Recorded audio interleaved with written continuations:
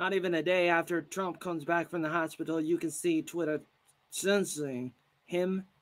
You can see this tweet violates the Twitter rules about spreading misleading information. The tweet, I have it right here. It says the flu season is coming up. Many people every year, sometimes over 100,000. And despite the vaccine die for the flu, are we going to close down our country? No, we have to learn to live with it, just like we are learning to live with COVID. And most populations far less lethal. And that's the tweet. And we know that we have been having all kinds of problems since the dawn of time, and this is just an example. We can look at what is the flu, what is COVID, what is these different things, where do they come from, and you would be surprised that they come from some shady little places, and the numbers are not exactly what you think. And you got to understand, with like COVID, is just a common cold in a way, even though it's been weaponized. And that's the subtle part about it, is that it's a couple different things all in one. It's a hybrid. It's a chimera. When they engineered it, and they've been working on it, working on a couple different things for years. And it's important to understand that there have been people working on these things, and it was in North Carolina until 2015. They talked about it in the Rothschild paper in 2010. There were some books that talked about it in the early 1980s. A lot of people have wrote about it in books, in different places. Globalists talk about some of their plans before they do it. They are proud about it, and they like to talk about it because they want people to know. And they're very confident, a little bit too confident at times in history. And it's important to understand what is going on, and you can take the time to look at these different things. It's subtle a lot, it's gray a lot, shades of gray. There's a lot of mystery and a lot of subtlety in life. It's not binary a lot of times when we're talking about what is happening, what's going on in the world. A lot of different things are happening simultaneously, especially with the control freaks at the top, the globalists. They are up there and they're doing their thing. They're doing their thing a lot, and they've been doing it a lot for a very long time. And a lot of people are waking up, and that's good news. And you could be on the right side of history if you want to be, and time's running out. But the good news is that patriots are fighting back, and it's very important to understand what is going on, kind of thing. And when you have stuff like this going on, it's a little bit discouraging, but not 100%ly. We got to understand, we got to see everything. Twitter is not entirely a private company, as the argument goes, that they can do whatever they want. But when you get money from the government, and when you're in a contract and you violate the contract, you're in big trouble. You should be in big trouble. If you're violating safe harbor, if you're violating fair use, if you're violating Section 230, if you're violating antitrust laws, if you're violating all these different things, like what we see with AT&T and Bell in the 1970s, they went to the federal court. They went to the Supreme Court, and they were fighting for years. The government, United States, versus these public utilities, these phone companies. There was one company, and it split into two at the end, but they were fighting for years. And then the U.S. government was in court again in the 90s with Microsoft. It was the same kind of thing. Now there is some things going on now with the government battling big tech now. The big companies like Google and Facebook and Twitter, and there's also Amazon, there's Microsoft again. Like I said, again. But it's important to understand that technocracy is a dangerous game. Corporatism and monopolism is dangerous, especially when they do collusion with the governments. They become bigger than governments, traditional governments outside of globalism and things like that. We got plutocracy. We got a variety of different things with their different names. Authoritarianism, fascism. All these different words are variations of almost the same thing, and a lot of terms have been weaponized a little bit too much, like co-opt. So we get lost in the weeds. We forget what the root of it all is. When we look at words and terminologies, we forget the heart of the matter when we're trying to define things, and people define things differently sometimes. And I mean, most of the time, you got to know how other people are defining things to make sure that you're on the same page when you're debating with somebody, kind of thing. It's very important to understand that. And even with the word capitalism, which was defined by Karl Marx, who was just promoting communism, it's like we get told a lie for so long we don't even remember what the truth was. And I'm not here to promote the capitalism that defines crony capitalism. I love free markets. And I wouldn't necessarily want to get rid of Section 230, and that's trending on Twitter right now. It depends on what your options are at any given time, what the best option might be.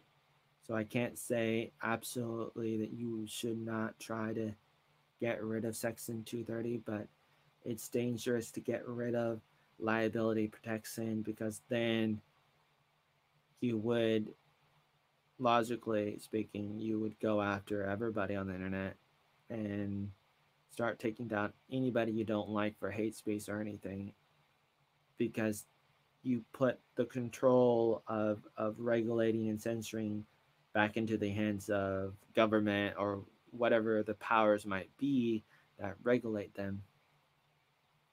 You would want some liability protection. The problem is that the wrong people have them, and the people that should have them don't. Like, we, the people, should have the ability to put stuff up there.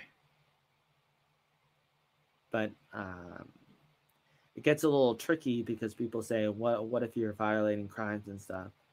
The problem with the internet is not a private property kind of thing. It's not owned by one entity.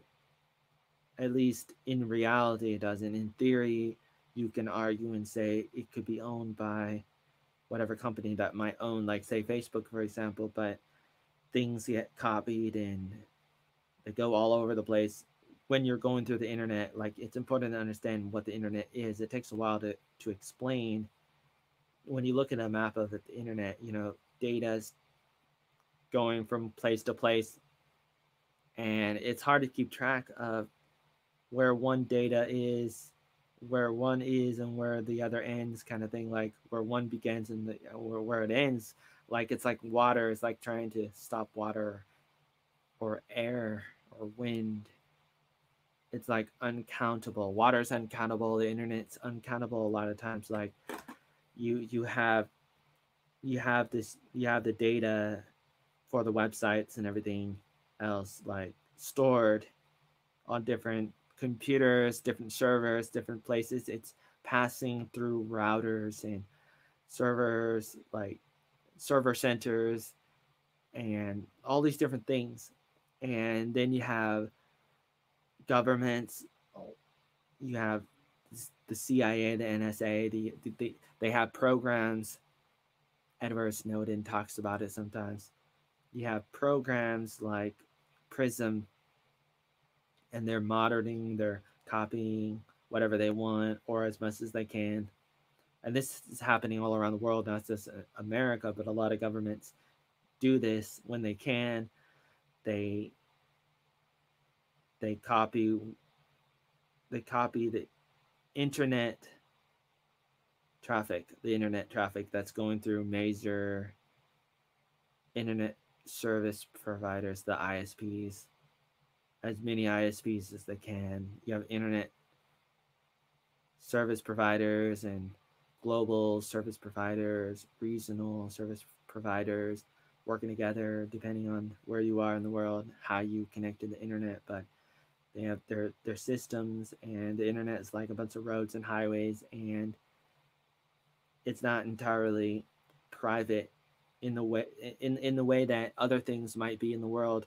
And so you can easily conflate between how the internet works and how the real world works, and trying to say that the internet can work like the real world is a little bit naive, can I say, because it's not exactly the same, because the internet is more like a mud puddle of ideas and everything intermixing like a melting pot, like America, but in a more metaphysical, metadata kind of way. And it's terrifying, but it's great in the sense that we can educate each other and expose the globalists and educate and entertain and all these kinds of things, which backfires from their intents in that internet would be TV 2.0, like TV was a radio 2.0, an upgrade to control and regulate, brainwash, program people subliminally. And that's one of the main motivations that the powers that be had for over a century, mostly in the 1900s, starting off a little bit before that too in some ways, but it accelerated a lot in the 1900s globally, how they started taking control in an even higher level than in previous empires like the British Empire, the Roman Empire, the Babylonian Empire, a lot of different different empires throughout history. Globalists and other fast factions have been behind it, but this is at a all-time high.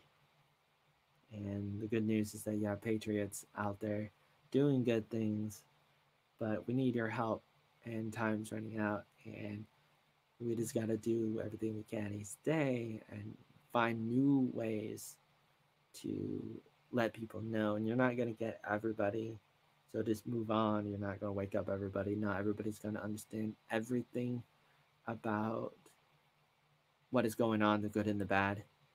Some people just watch Fox News, for example. They're kind of woke up, but they're not totally aware of the bigger picture of all the different pieces in the game of life, the game of chess or checkers or whatever board game analogy you want. But you can still ally with some of the people who know a little bit, and they may not know as much as you, and you got to just be sensitive to the fact that they may not want to, or they may not be ready yet. And you got to just feel it out with asking questions and getting a feel of where a particular person might be, and understanding corruption. And they do understand some of it, like they know some of the problems, and then you try to get on their side, onto the same page with them, to understand and to just help them with what they know, where they are in their life, and understanding the bigger picture of the world and their lives, and connection between the two. And it's good and it's valuable.